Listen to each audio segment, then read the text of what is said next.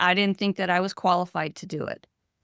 But I was obedient and I stepped out of the comfort zone and I just did it. And so that's the first thing is just step out of your comfort zone and you'll be surprised at how talented you really are. But also, one big thing that I talk to my clients about is what's your why? Why do you want to write this book? What's the end goal? And for me, like getting that email from that lady in the hospital, I tell you, if she's the only person that read that book, it was worth it. It was worth it because it gave her hope. And so that was one of my end goals. So what's your end goal? And when you can focus on that end goal and try to set aside all those personal feelings, those self-doubts or whatever, and think about the other person.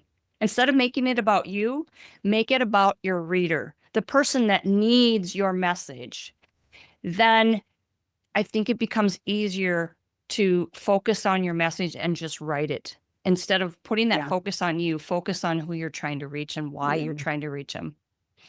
Yeah, that's so good. There's whatever we talk about in Safe Heart Connections, I never say who said something, like it's all private. What happens in the room stays in the room.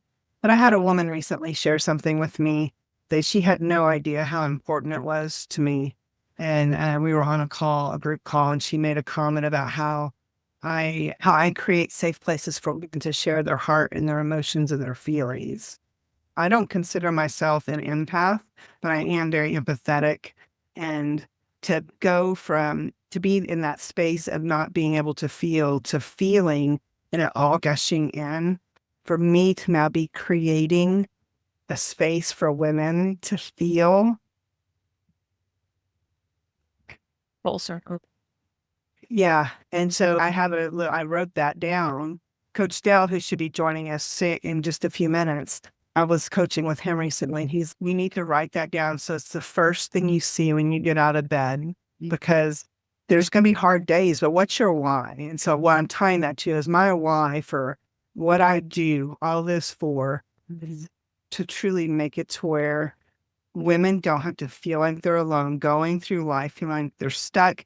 There's no hope. There is no light. We were talking in the chat. You mentioned there being light coming forward at the end, and to be able to allow women to create a space for women to be able to feel.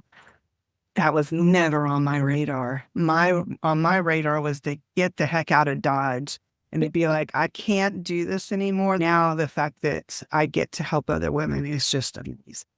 And to be connected to you and all these women that are here and the women that are speaking, it's just amazing. And so, Kathy, I thank you.